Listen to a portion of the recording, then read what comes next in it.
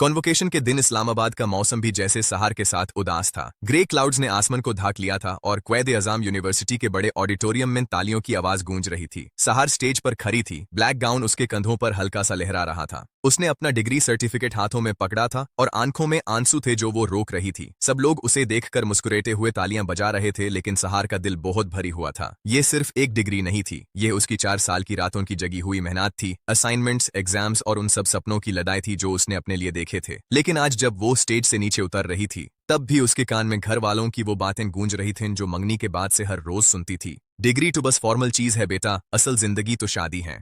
अगर यह कहानी आपके दिल को छू जाए और आप भी कभी ऐसे मोड पर खड़े हुए हों जहां प्यार और फैमिली का प्रेशर एक साथ आए, तो प्लीज एक छोटी सी सब्सक्राइब कर देना। ये मुझे बहुत खुशी देगी और मैं और भी ऐसी दिल की बातें लिख सकूंगा। सहार ने नीचे देखा तो रिजवान खड़ा था। उसका मंगेतार 29 साल का, सूट में बिल्कुल परफेक्ट लग रहा था। वो उसकी तरफ आ रहा था मुस्कुराते हुए। मुबारक हो सहार, उसने कहा और उसे गले से लगा लिया। उसके हाथ उसकी पीठ पर थे, लेकिन सहार को लगा जैसे वो सिर्फ फॉर्मल तौर पर कर रहा हो। उसने जवाब में मुस्कुराया और बोला, शुक्रिया रिजवान, लेकिन अंदर से कुछ टूट रहा था। याद आया उन्हें वो दिन जब उनकी मंगनी हुई थी। सहार के घर वालों ने रिजवान के घर वालों से बात की थी और दोनों तरफ से हाँ हो गई थी। रिजवान गवर्नमेंट जॉब में था, सेटल्ड और अच्छा लड़का। सहार ने भी सोचा था कि ये ठीक है। उस वक्त उसकी डिग्री के लास्ट सेमेस्टर चल रहे थे। घर वालों ने कहा था, बेटा पढ़ लो, मंगनी हो गई है तो क्या हुआ, डिग्री कंप्लीट करके शादी कर लेंगे। लेकिन मंगनी के सिर्फ 2 हफ्ते बाद से ही बातें बदलने लगी थीं। एक रात डिनर के वक्त सहार की अम्मी ने प्लेट रखते हुए कहा था, सहार अब इतना पढ़ने की क्या जरूरत है,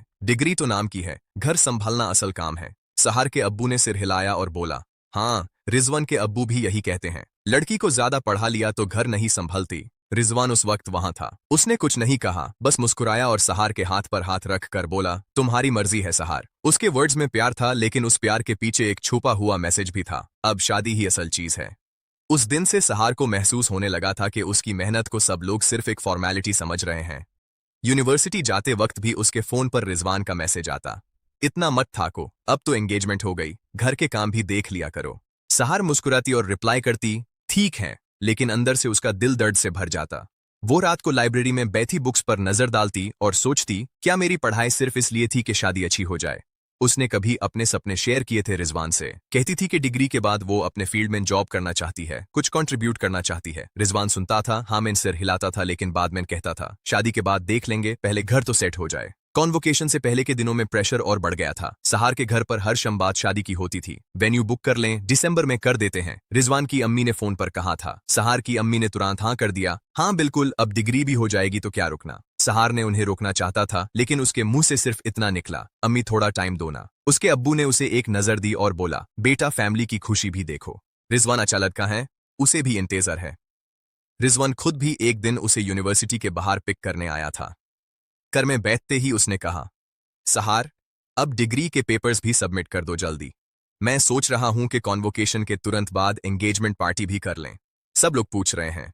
सहार ने उसे देखा और पूछा, रिजवान, तुम्हें लगता है मेरी डिग्री सिर्फ फॉर्मल है? उसने हंसकर कहा, नहीं नहीं, बहुत अच्छी बात है, लेकिन असल जिंदगी तो शादी के बाद शुरू होती है ना। तुम घर संभालोगी, हम दोनों मिलकर खुश रहेंगे। उसके वर्ड सिंपल थे, लेकिन सहार के दिल पर बोझ बन गए।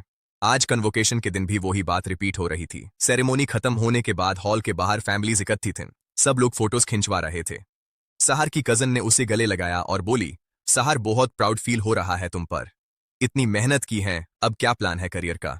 सहार मुस्कुराई और कुछ बोलने ही वाली थी कि रिजवान के कजन ने साइड से कहा, करियर, अब ये सब फॉर्मल था ना, अब तो घर बसाने का टाइम है। सब लोग हंस पड़े। रिजवान ने भी हाँ में सर हिलाया और कैजुअली बोला, हाँ यार, डिग्री टू पास पेपर था, असल में तो अब शादी और घर की जिम्मेदारी है। सहार भी समझती है, वो बात ऑर्डिनरी सी थी, कोई झगड़ा नहीं, कोई बड़ा सीन नहीं, बस एक छोटी सी बात जो लोगों के बीच नॉर्मल लग रही थी, लेकिन सहार के लिए वो बात जैसे बिजली की तरह लगी। उसने रिजवान की तरफ देखा, उसके चेहरे पर वही मुस्कुराहट थी जो हमेशा रहती थी, लेकिन आज सहार को पहली बार महसूस हुआ कि रिजवान भी उसकी मेहनत को सिर्फ शादी तक का एक स्टेप समझता था, जैसे उसकी पढ़ाई उसके लिए कोई बॉक्स टिक करने वाली चीज थी बस। उसके दिल में एक गहरा दर्द था। सब तालियां, सब कंग्रेचुलेशंस, सब कुछ फेक लग रहा था। वो वहां से हटकर एक साइड में चली गई। ऑडिटोरियम के बाहर गार्डन में थोड़ी सी जगह थी जहां बेंचेस थे।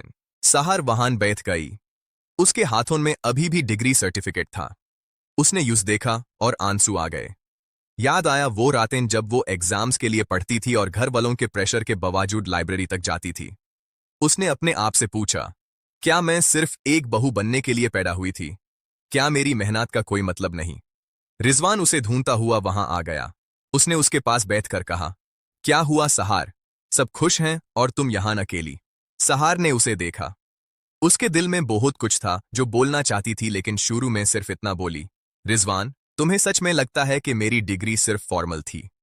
रिजवान ने उसके हाथ पकड़े और बोला, देखो सहार, मैं तुमसे प्यार करता हूं, लेकिन फैमिली भी देखो। सब कहते हैं कि अब शादी कर लो, तुम्हारी पढ़ाई हो गई, अब घर संभालो, मैं तुम्हें सपोर्ट करूंगा। उसके वर्ड्स में प्यार था, लेकिन वो प्यार भी ऑब्लिगेशन जैसा लग रहा था। सहार को महसूस हुआ कि ये प्यार नहीं, लॉयल्टी का ट्रैप है।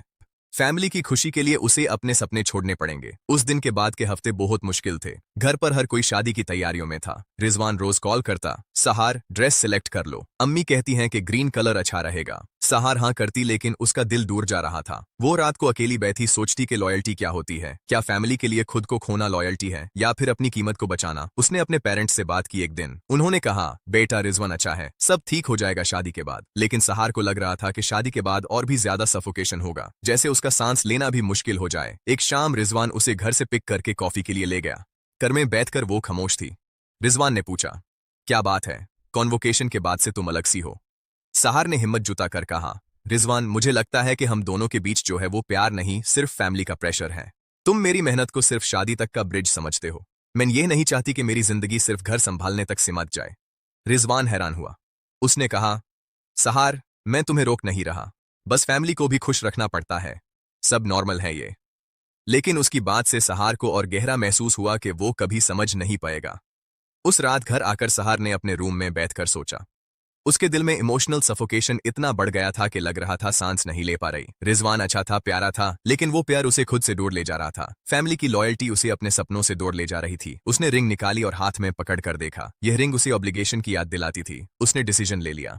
अगले दिन वो रिजवान के घर गई। दोनों फैमिलीज वहां थीं क्योंकि शादी की बातें चल रही थीं।